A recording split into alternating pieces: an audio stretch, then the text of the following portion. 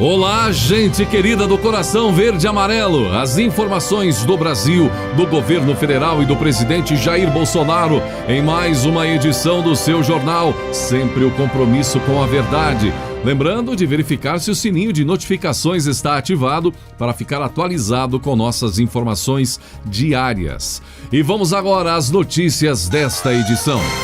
Estamos vendo o mundo na luta contra o corona. Aguardamos ansiosos a chegada de uma vacina eficiente contra o Covid-19. Enquanto isso, o presidente Jair Bolsonaro tem demonstrado reações enérgicas contra a burocracia e a politicagem que tentam frear soluções simples, mas eficazes a favor da população.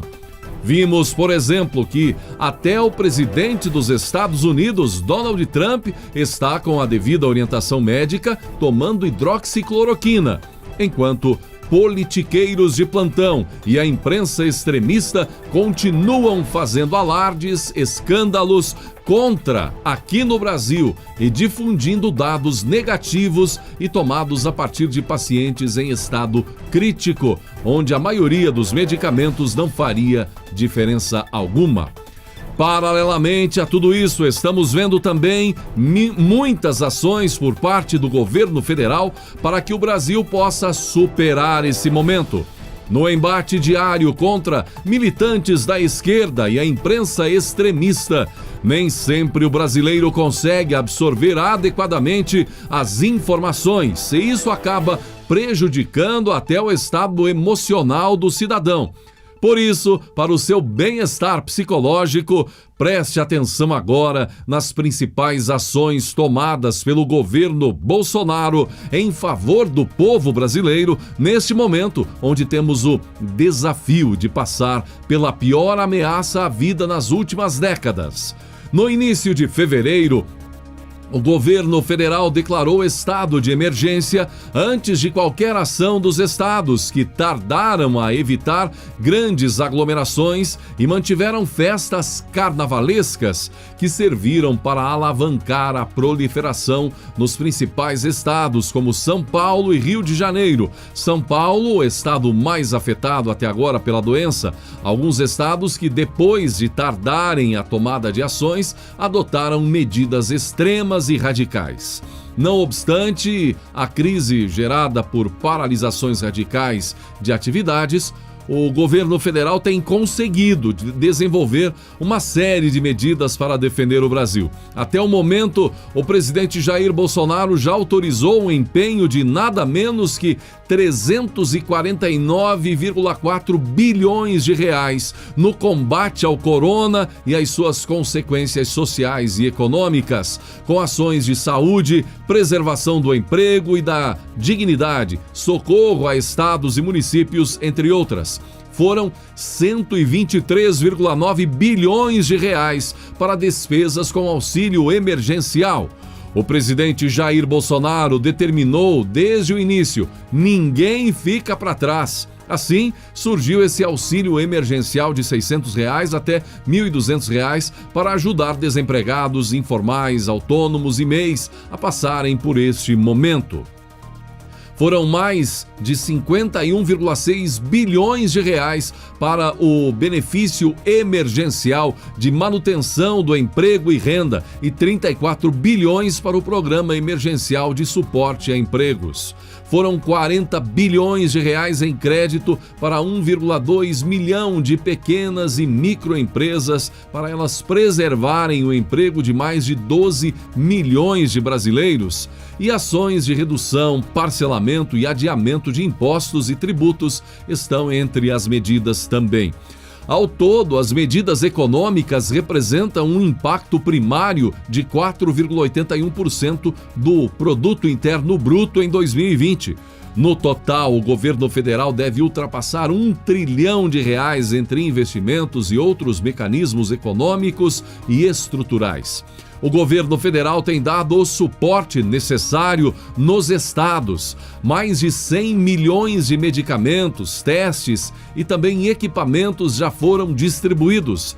Já são 14 os estados que receberam o total de 823 respiradores já entregues desde o início da pandemia no país. Só no último final de semana foram distribuídos 266 respiradores a diversos estados. Mais de 550 respiradores foram entregues, aliás, mais de 800 foram entregues, de um total de 15 mil aproximadamente que serão entregues até o final do mês de julho. Quase 4 mil novos leitos de UTI foram habilitados.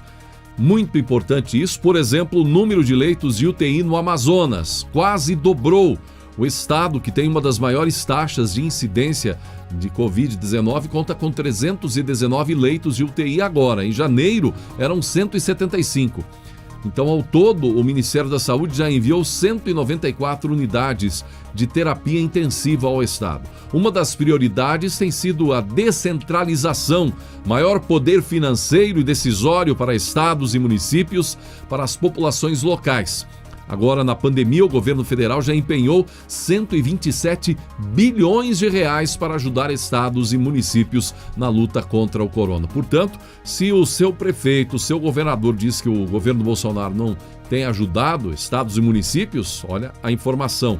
Até agora, o governo federal empenhou 127 bilhões de reais para ajudar estados e municípios na luta contra o corona. Ao todo, foram destinados 78,5 bilhões para estados e 48,8 bilhões para municípios. 1.218 municípios brasileiros já contam com o reforço de mais de 3 mil médicos, 3.314 médicos no atendimento a pacientes com Covid-19.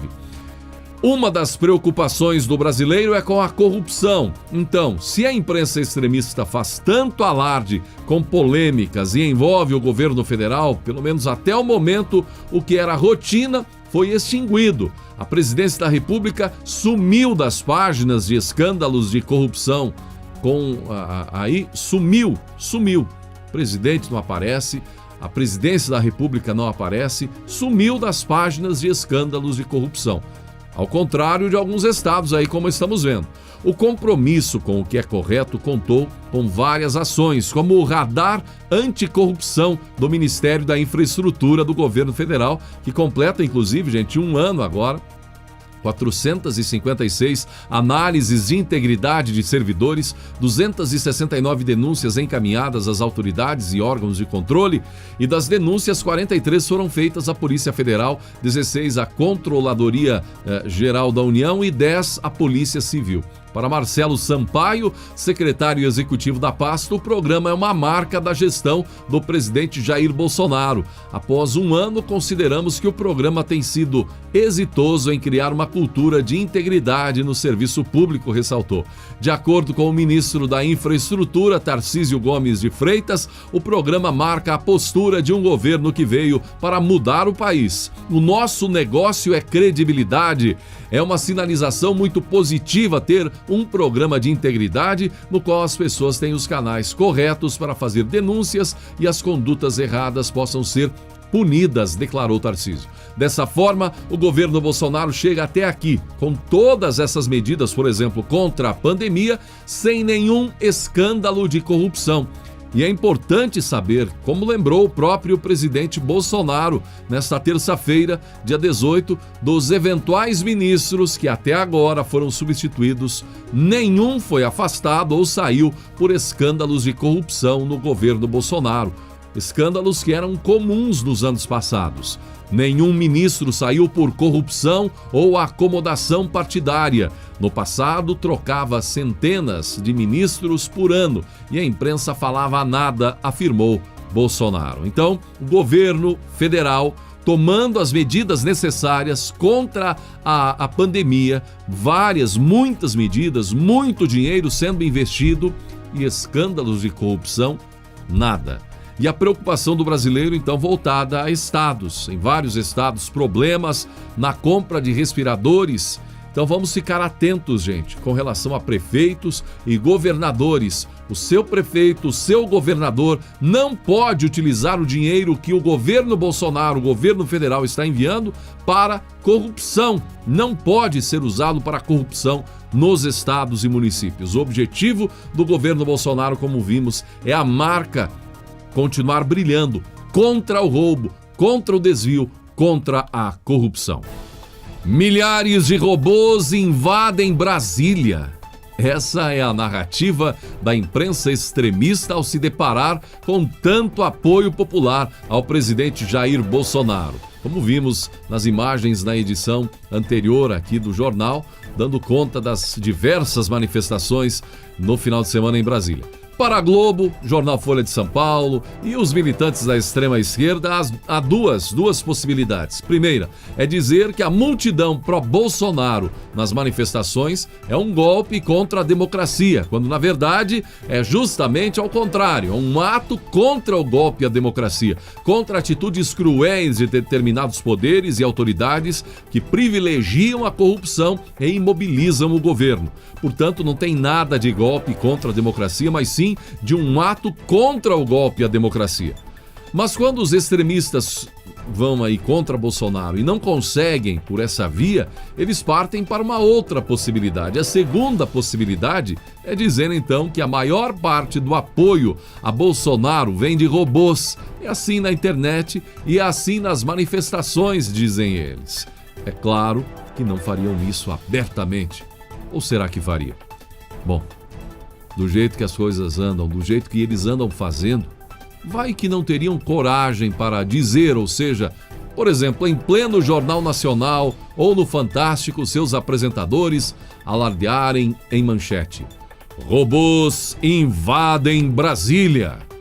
Agora, para fazer de conta que o presidente não tem todo esse apoio que aparenta ter, eles dizem o seguinte, que 70% dos brasileiros estão contra Bolsonaro. Os brasileiros estão contra Bolsonaro. A maioria, dizem eles. E apenas 30% estariam apoiando o presidente. Isso segundo pesquisas, Datafolha, por exemplo. Quem está certo aí na sua opinião? Diante de tudo o que estamos vendo nas manifestações e no apoio, não seria correto 70% apoiando Bolsonaro e 30% acreditando e seguindo Lula ou a turma do FHC? E a propósito, precisamos acabar de vez com essa dúvida. Você aí, é gente ou é robô? E diante do que se tem visto no jornalismo do Grupo Globo, muitos brasileiros estão indignados. Um deles é o jornalista José Aparecido Ribeiro, que através de sua coluna no jornal Cidade Online, emitiu sua opinião. Veja o que ele diz. É necessário conhecer as intenções maldosas da Rede Globo. A Rede Globo de televisão deixou a ética jornalística de lado e parte para o ativismo político determinada a derrubar o presidente Jair Messias Bolsonaro. Colocou todo o seu arsenal tecnológico e humano a serviço de um massacre jamais visto na história de qualquer país civilizado do Ocidente. Tem a seu favor o coronavírus e um confinamento obrigatório de uma população desprotegida, intelectualmente, com baixos níveis educacionais e incapaz de fazer juízo crítico do que consome na frente da TV. A guerra a Bolsonaro já não é mais velada, tornou-se escancarada e desproporcional, levando a uma inversão de papéis que atenta contra a democracia brasileira. A Globo não é dona dos destinos do país e nem da verdade. Precisa de limites. Urgente. Na condição de jornalista, não posso me furtar a manifestar repúdio a colegas que se prestam a fazer o jogo sujo da emissora em um momento de aflição e vulnerabilidade do povo e do próprio governo. Os profissionais que produzem o conteúdo da emissora perderam a noção de ética e razoabilidade. Se acham donos da verdade absoluta, ficaram cegos e alienados. É necessário conhecer as intenções maldosas da Rede Globo, diz o jornalista. Ele diz ainda mais: As notícias manipuladas e contextualizadas de acordo com os interesses da direção da Globo passam pelas mãos de jornalistas sujeitos a códigos subliminares, a um juramento que precisa ser lembrado e honrado. Por ordem de superiores, não deviam tripudiar um presidente eleito democraticamente, seja ele quem for. Não tenho procuração para defender Bolsonaro. Acho que ele também precisa de limites. Precisa ouvir os profissionais a que ele confia, especialmente os da comunicação. Porém, o que estão fazendo é um desrespeito, não só a ele, mas ao povo brasileiro. A população vem sendo submetida a uma lavagem cerebral em um momento que a televisão desempenha papel estratégico de informação e de segurança nacional. Por acidente, acompanhei o Jornal Nacional há poucos dias e o que assisti me chocou, como a milhões de brasileiros. Um espetáculo de sordidez inaceitável. Sordidez inaceitável contra a imagem de um chefe de Estado sem direito ao contraditório. Recursos audiovisuais servindo para descontextualizar a fala do presidente. Caso de polícia.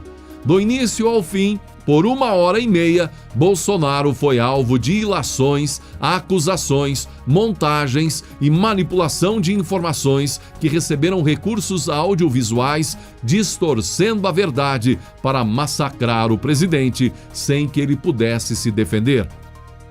Devo lembrar que a emissora entra na casa de 92% da população e que esta briga começou antes mesmo da posse, motivada pelos cortes em verbas publicitárias portentosas que a Globo sempre usufruiu em governos anteriores, com pouco ou nenhum esforço, como se fosse um direito e não uma concessão com regras. Porém, o resultado desse desentendimento ganha outros contornos na medida em que a veracidade do jornalismo na maior emissora do país é corrompida. A Globo tem concessão pública e o dever de falar a verdade sem manipulação ou artifícios no seu conteúdo jornalístico com propósitos descabidos. O jornalista mineiro José Aparecido Ribeiro teceu essas palavras fortes contra o que tem sido feito na imprensa extremista contra o presidente Jair Bolsonaro e contra o povo brasileiro. E diante das atitudes radicais tomadas por determinados governadores, sobretudo pela opressão aberta contra o povo brasileiro em certos estados, Carvalho bateu sem medo, chegando a usar o termo nazista, quando se referiu a governadores que estão investindo em atitudes extremistas e privando de liberdade e até usando a violência contra o povo de seus estados, contra a sua própria população, visando manter, pelo isolamento imposto, um diferencial político em relação às medidas tomadas pelo presidente Bolsonaro. Bolsonaro, por exemplo, defende a hidroxicloroquina, como muitos médicos têm defendido e usado. Já Dória, por exemplo, disse que não vai oferecer à população de São Paulo o medicamento por decreto, como ele afirmou. Enquanto isso, vimos que até Donald Trump está utilizando, com a devida orientação médica, como precaução. E realmente as atitudes radicais por parte de governadores têm levado milhões de brasileiros a uma preocupação extrema. No Rio de Janeiro, enquanto suspeitas de fraudes na Secretaria de Saúde levaram a demissão do secretário de Saúde e a prisão de outros elementos ligados ao governo do Rio, elementos demitidos ainda em abril, num cerco que chega próximo ao governador Wilson Witzel, ele que impõe a força contra a população. Na tarde desta terça-feira, a PM do Rio prendeu idosos por protestarem contra projeto de lei que permite ao Witzel implementar o lockdown. Imagens captadas pelo jornalista e youtuber Alan Frutuoso chocam ao demonstrarem populares indignados com a condução pela polícia de um senhor já idoso. As atitudes radicais são as mesmas defendidas pela imprensa extremista que é contra o presidente Jair Bolsonaro. O tenente-coronel responsável pela detenção disse que usaria ou teria que usar a força para prender manifestantes com base nas determinações da Polícia Militar do Rio, embasada nas determinações do governo do estado e do STF, o Supremo Tribunal Federal. Ou seja, o governo manda, o STF autoriza, o policial, mesmo sem desejar, tem que cumprir. Eleições municipais devem ser adiadas, mas ainda ocorreriam neste ano. E os interessados então em concorrer nas eleições deste ano, prestando atenção. Rodrigo Maia, presidente da Câmara dos Deputados, sinalizou nesta terça-feira que a data das eleições municipais deste ano deve ser adiada em razão da pandemia do novo corona. Maia afirmou que o presidente do Senado, Davi Alcolumbre, irá montar um grupo de deputados e senadores na próxima semana para debater o assunto. A tendência, de acordo com o presidente da Câmara, é postergar a data do pleito, marcada para o dia 4 de outubro. Entretanto, segundo ele, há o entendimento de que a medida não deverá compreender a postergação de mandato de prefeitos e vereadores. Estudos devem ser iniciados nos próximos dias para uma mudança na Constituição, permitindo então o adiamento das eleições ainda para acontecer neste ano. Seja respeitado por ser diferente. Um carpinteiro e seus auxiliares viajavam em busca de material para construções. Viram uma árvore gigantesca. 5 homens de mãos dadas não conseguiam abraçá-la e seu topo era tão alto que quase tocava as nuvens. Não vamos perder nosso tempo com esta árvore, disse o mestre carpinteiro. Para cortá-la, demoraremos muito. Se quisermos fazer um barco, ele afundará de tão pesado que é o seu tronco. Se resolvermos usá-la para a estrutura de um teto, as paredes terão de ser exageradamente resistentes. O grupo seguiu adiante. Um dos aprendizes comentou: "É uma árvore tão grande e não serve para nada." "Você está enganado", disse o mestre carpinteiro. "Ela seguiu seu destino à sua maneira. Se fosse igual às outras, nós já a teríamos cortado. Mas porque teve coragem de ser diferente, permanecerá viva e forte por muito tempo." Devemos ter algo de grandioso que sempre possa nos diferenciar. Um conhecimento mais profundo, uma habilidade específica, algo que as pessoas respeitem e que não possam demolir. Pense que você é bom e em que pode se diferenciar dos outros. E invista nisso. Gratidão por nos acompanhar mais uma vez e que Deus abençoe a você, a sua família e o nosso Brasil.